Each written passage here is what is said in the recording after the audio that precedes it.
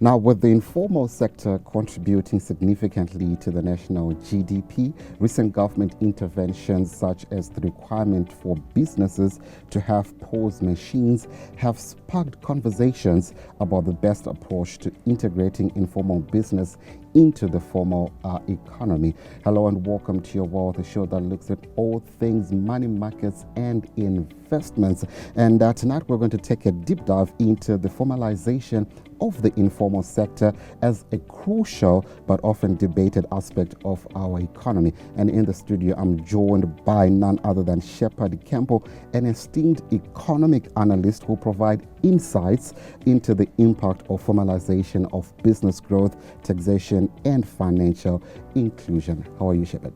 I'm good, thanks. How are you doing? Welcome to Your World. Thanks, I'm well. Awesome. Now let's get straight into it, Shepard. What has been, the national economic GDP contribution of the informal sector? Thank you very much. Interestingly, the question that you ask, if you look at the available statistics, so far the informal sector has significantly contributed towards the national GDP growth. And the available figures are looking at about 64 to 65% contribution towards economic growth. But I must quickly mention that these figures are not very reliable. When I say very reliable, it has always been very difficult for government or any other authorities to capture with a maximum degree of certainty and exactitude in terms of how much the informal sector has contributed towards economic growth. Yeah. All right. Interesting. Now, what is your view on government recent intervention policy on forcing informal businesses to have POS machines? It's an issue that has been very topical recently.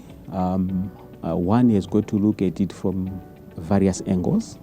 One of the angles is to be positive about it, but the negative side to it is, when you're dealing with people, when you're dealing with human beings, sometimes it's not the best approach to shove it and force it down corporates' throats.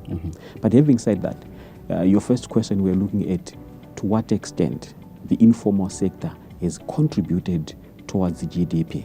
Whilst the available statistics are looking at 64, 65, you will find that the level of exactitude and certainty is compromised.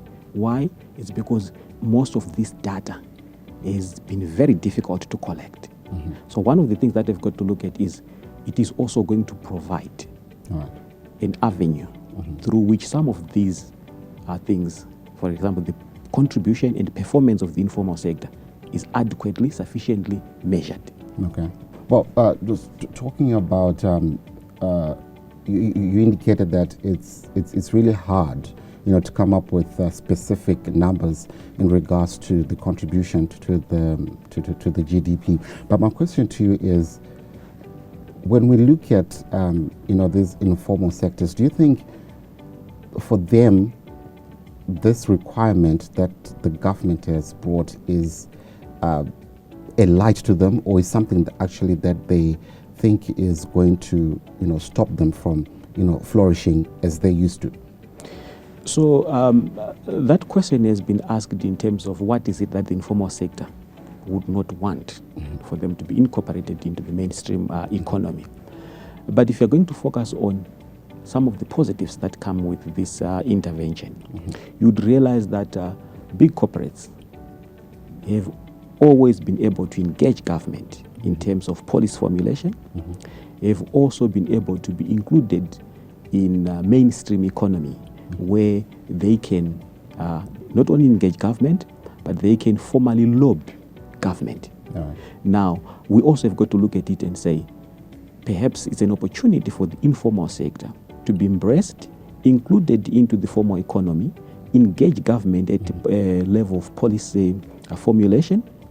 But not only that, once they've been embraced and are also involved in the mainstream economy, they can formally now approach the banking sector.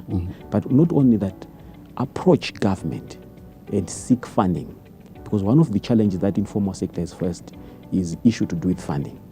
So once they've been able to be embraced, they can formally approach government, they can engage government, they can also lobby at policy formulation level and be able to be included and be able to grow their businesses. For their business. Now, Shepard, I just want to find out this from you. You know, when we're talking about informal and formal sector, people tend to get confused, you know, because they don't have, for them, they think informal is those people that are having small shops and stuff like that.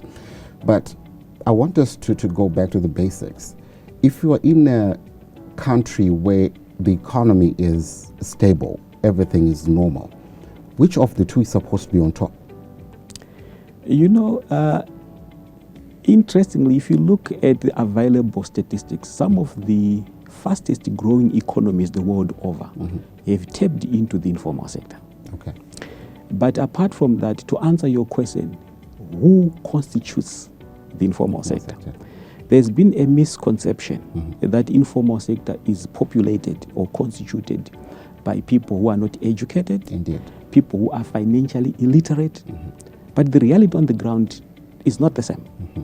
You will realize that some of the people who have gone into the informal sector are your dismissed, fired, or retrenched executives, educated managers, financially literate managers.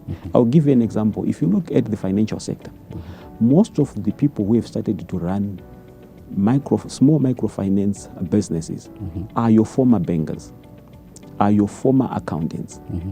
But not only that, if you look at it, if an executive or a manager is dismissed, for example, from retail, natural progression would speak to they can only get to